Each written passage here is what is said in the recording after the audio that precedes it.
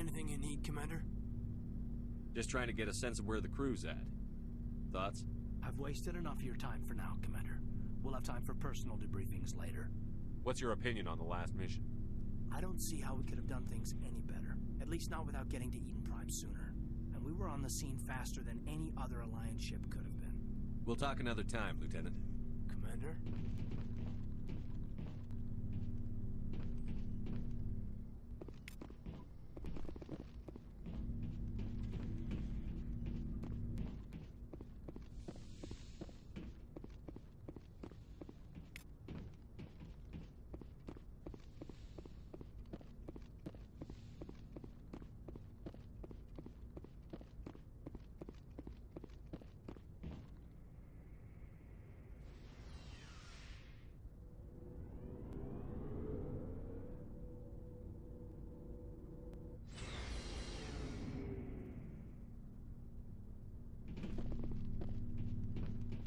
Hey, Commander. Looking for some extra supplies before you head out? What have you got? Whatever you want.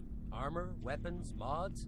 It's not standard Alliance issue, but that's not necessarily a bad thing. Well, as long as you don't mind paying for it. Why should I pay you for my weapons and armor? My stuff doesn't come from the Alliance. I have to purchase it myself, and it's not cheap. Hell, the licenses alone have set me back more than I'd like. But no licenses, no goods. Without the goods, I'm out of a job. What are licenses? Why do you need them? Manufacturers sell licenses. Each license allows me to buy and sell a certain brand of products. I already have several basic ones, but you'll need to buy more if you want me to bring in different brands. Many of the best licenses are hard to get, but they're well worth the cost if you can find them. What do the different manufacturers offer? There are too many for me to keep track of, but each license will explain what it's good for. How often will you get new items?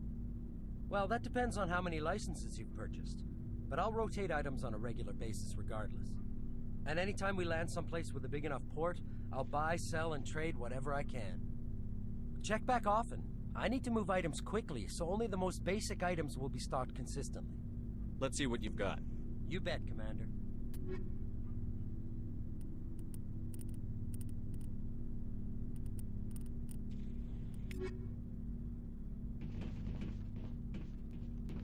Thanks for bringing me on board, Commander. I knew working with a Spectre would be better than life at CSEC. Have you worked with a Spectre before? Well, no, but I know what they're like. Spectres make their own rules. You're free to handle things your way. At CSEC, you're buried by rules. The damn bureaucrats are always on your back. For the most part, the rules are there for a reason. Maybe. But sometimes it feels like the rules are only there to stop me from doing my work. If I'm trying to take down a suspect, it shouldn't matter how I do it, as long as I do it. But CSEC wants it done their way. Protocol and procedure come first. That's why I left. So you just quit because you didn't like the way they do things? There's more to it than that.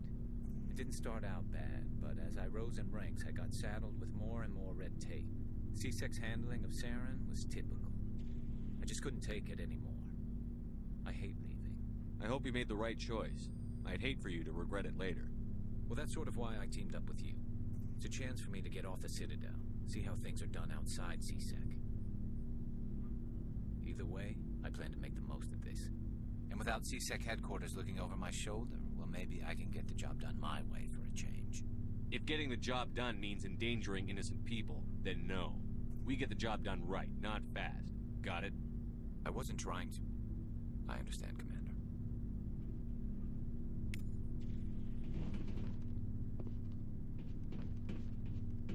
Commander? What's your opinion on the last mission? Kinda wish you'd got there sooner, Commander. No offense, I appreciate the rescue. I just wish... You wish we'd been able to save the rest of your unit? Yes, sir. If I had been more alert, we wouldn't have been cut down by an ambush. The Geth are perfect ambushers. They don't move, they don't make noise, they don't even breathe. Sir, they have flashlight heads. I'll make sure it doesn't happen again. Do you have a few minutes to talk one-on-one? I'm sorry, Commander. I need to get my duty squared away. I wouldn't mind talking more later, though. Dismissed, Chief. Sir. Nice ship you got, Shepard. What can I do for you? What's your story, Rex? There's no story. Go ask the Quarian if you want stories. You Krogan live for centuries. Don't tell me you haven't had a few interesting adventures. Well, there was this one time the Turians almost wiped out our entire race. That was fun. I heard about that. You know, they almost did the same to us. It's not the same. It seems pretty much the same to me. So your people were infected with a genetic mutation? An infection that makes only a few in 1,000 children survive birth? And I suppose it's destroying your entire species? I suppose it isn't all the same. I don't expect you to understand, but don't compare humanity's fate with the Krogan. I was just making conversation. I wasn't trying to upset you. Your ignorance doesn't upset me, Shepard. As for the Krogan, I gave up on them long ago. The genophage infected us, but it's not what's killing us. Are your people really dying? We're sure not getting any stronger. We're too spread out. None of us are interested in staying in our own system. Lots of species have left their homes and prospered. But they go to colonize new worlds. We're not settlers. We're warriors. We want to fight. So we leave. Hire ourselves out. And most of us never go back. What can you tell me about the genophage? Ask the Solarians if you want details. They made it. All I know, it makes breeding nearly impossible. Thousands die in stillbirth, and most never get that far. Every Krogan is infected, every one. And no one's rushing to find a cure. Why don't the Krogan try to find a cure? When was the last time you saw a Krogan scientist? You ask a Krogan, would he rather find a cure for the genophage or fight for credits? He'll choose fighting every time. It's just who we are, Shepard. I can't change that. Nobody can. So long, Rex. Shepard.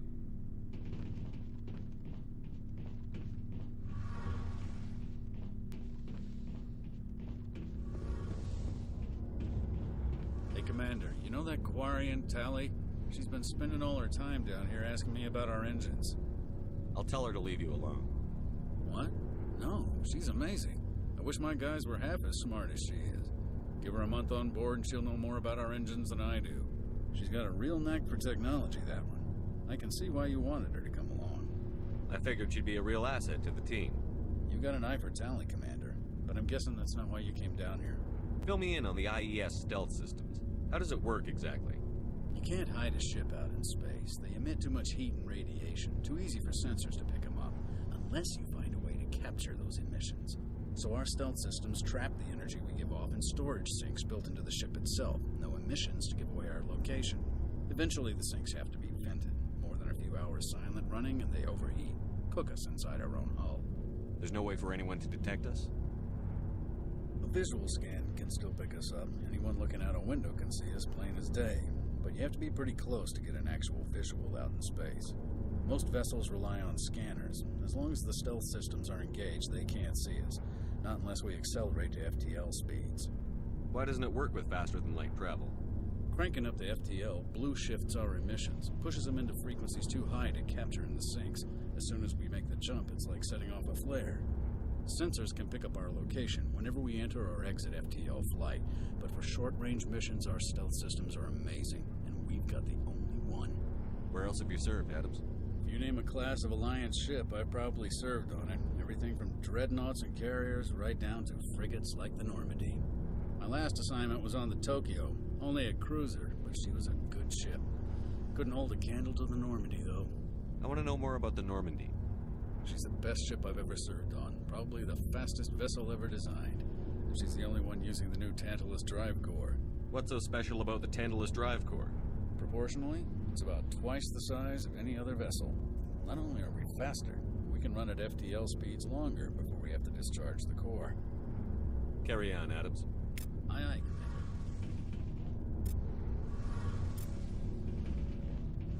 Your ship's amazing, Shepard. I've never seen a drive core like this before. I can't believe you were able to fit it into a ship this small. I'm starting to understand why you humans have been so successful. I had no idea Alliance vessels were so advanced. The Normandy's a prototype. Cutting-edge technology. A month ago, I was patching a makeshift fuel line into a converted tug ship in the flotilla. Now, I'm sitting on board one of the most advanced vessels in Citadel space. I have to thank you again for bringing me along. Traveling on a vessel like this is a dream come true for me. I had no idea you found ship technology so interesting. It comes with being a Quarian. The migrant fleet is the key to the survival of my people. Ships are our most valuable resource. But we don't have anything like this. We make do with cast-offs and second-hand equipment. We just try to keep them running for as long as we can. Some of the fleet's larger vessels date all the way back to our original flight from the get. I can't believe your fleet's still using ships that are 3 centuries old. They're constantly being repaired, modified, and refitted. They aren't pretty, but they work. Mostly. We've tried to make ourselves as independent as possible on the flotilla. Grow our own food, mine, and process our own fuel. But some things we just can't make on our own. A patch to maintain the hull integrity requires raw materials we just don't have. That's why our pilgrimages are so important. Tell me about your people. Our lives aren't easy. Resources are scarce, and we are constantly on the move. Everything we do must in some way contribute to the continuation of the migrant fleet. There are 17 million Quarians in the flotilla, and each of us relies on the others for survival. The bonds among my people are strong. Unfortunately, we have had to surrender many of the freedoms and civil liberties other species take for granted. What kind of freedoms? Well, it's illegal for parents to have more than one child. If our population grows too much, it would strain our resources to their breaking point. Of course, we also can't allow our numbers to become too few. If our population is in decline, the rule against single births is temporarily repealed. In extreme cases of population decline, incentives are even offered to encourage multiple births, though the Conclave hasn't had to take such measures in nearly a century. That's your government. The Conclave is our civilian branch of government. Each ship can elect a representative to serve on the Conclave and make decisions that affect the fleet as a whole. On matters that affect an individual ship, however, the captain has the final say. It's a tradition that dates back to the early days, when the fleet was governed by martial law. Fortunately, most captains nowadays are smart enough to have an elected council from their crew to give them advice and guidance. So the ultimate power rests with elected officials. In practice, the Conclave and the respective council for each ship tend to set the rules that govern our daily lives. But in theory, we are still under military jurisdiction. The 5 top-ranking military officials in the fleet serve on the Admiralty Board. These 5 have the power to overrule any decision by the Conclave in case of emergency. To do so requires unanimous agreement among the Admiralty, and they can only do this once. After that, the entire board must resign their posts. It's a safeguard that served us well. In nearly 3 centuries, the Admiralty Board has only overruled the Conclave 4 times. I want to know more about the Geth. I doubt I can tell you anything you don't already know. It's been almost 3 centuries since they drove my people into exile. All I know is the story of their origins. What they were when we created them, and how they turned on us. Interesting. The Geth were originally created to serve as an automated manual labor force. Initially, their intelligence was as limited as any VI. Over time, we made small modifications to their programming to allow them to perform more varied and complex tasks, bringing them closer and closer to true AI status. How come the Council didn't step in and stop you? This wasn't true AI research. We may have been skirting the bounds of the law, but we never did anything that was actually illegal. The changes were so insignificant, so gradual, that we were able to control them. Or so we thought. But one thing we underestimated was the power of the neural network. A million Geth thinking simultaneously created an inherently unstable matrix.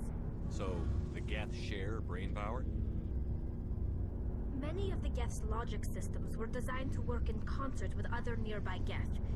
Basically, the more of them you have in a group, the smarter they are. So there's some sort of group consciousness? No, nothing like that. They cannot share sensory data or information. Their programming cannot handle that much simultaneous input. Each Geth maintains an individual awareness and identity. The neural network only operates on a process-based level. It's basically the synthetic equivalent of a subconscious. But when they're in close proximity, they can coordinate low-level functional processes, freeing up more capacity for original or independent thought. That doesn't make any sense. I'm probably oversimplifying. The Geth are incredibly advanced and complex creations. All you need to know is that they get smarter when they gather in large numbers. As we built more and more Geth, their effective intelligence became more sophisticated, more abstract. One day, a Geth began to ask its Quarian overseer questions about the nature of its existence. Am I alive? Why am I here? What is my purpose? As you can imagine, this caused a near panic among my people. I don't see what's so bad about those questions. The Geth were created to engage in mundane, repetitive, or dangerous manual labor. That's fine for machines, but it won't satisfy a sentient being for long. The Geth were showing signs of rudimentary self-awareness and independent thought. If the Geth were intelligent, then we were essentially using them as slaves. It was inevitable the newly sentient Geth would rebel against their situation. We knew they would rise up against us, so we acted first. A general order went out across all Quarian-controlled systems to permanently deactivate all Geth. The Geth responded to this order violently. You can't blame them for fighting for their survival. We had no other choice. The Geth were already on the verge of revolution. By acting quickly, we had a chance to end the war before it began. The hope was that most of the Geth would still be little more than machines, incapable of organized resistance. But they had progressed much further than anyone anticipated. The war was long and bloody. Millions upon millions of Quarians died at their hands. In the end, we were forced to flee our own homeworld. We feared the Geth would pursue us, but they never came beyond the Veil. Now we drift through space, exiled, searching for a way to reclaim what was once ours. It's hard to feel sorry for you. Your ancestors tried to wipe out another species.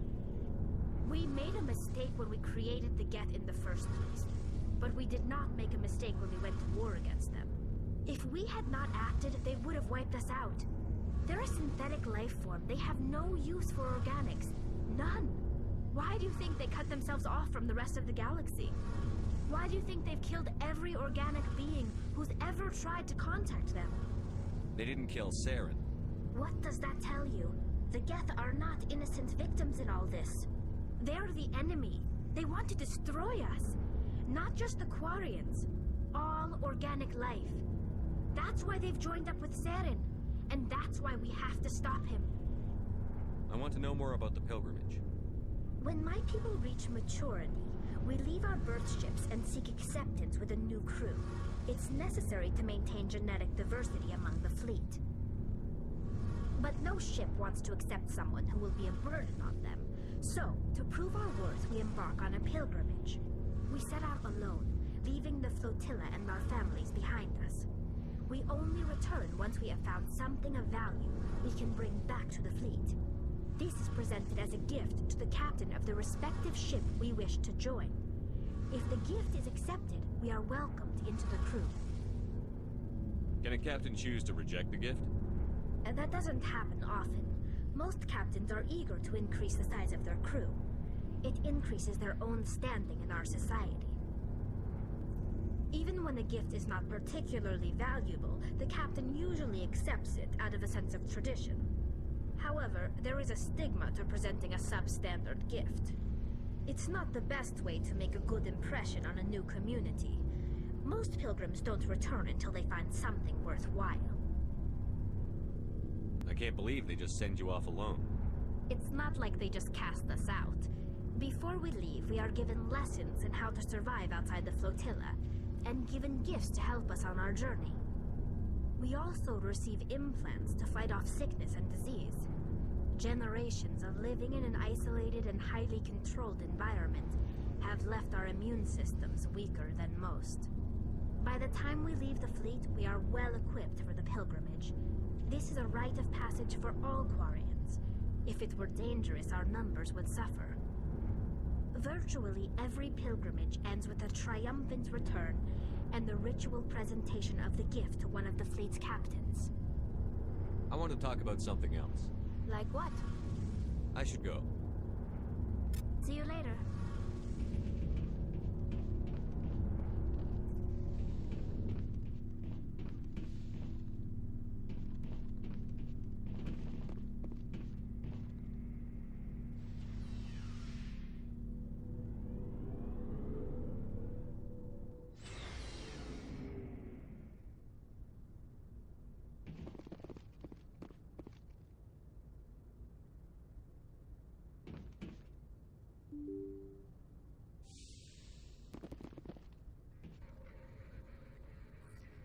If anyone has to take over for Captain Anderson, I'm glad it's you.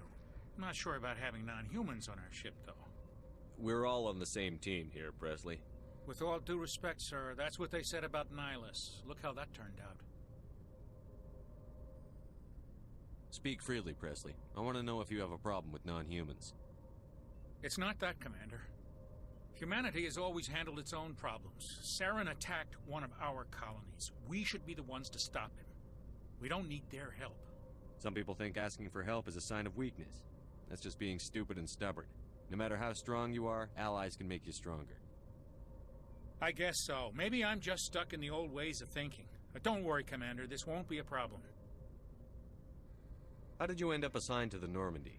I signed up with the Alliance as a navigator right out of school, following in my grandfather's footsteps, I guess. My first posting was on the Agincourt. We were at Elysium during the Skillian Blitz. A massive fleet of alien raiders hit the colony, trying to wipe it out. They had the numbers, but their ships were no match for an Alliance frigate. It was a slaughter. We couldn't even keep track of how many ships they lost. How'd you end up on the Normandy? I got my officer's commission after Elysium. Must have made an impression on the right people. Captain asked for me when he was picking his crew. Carry on, Presley. Yes, sir.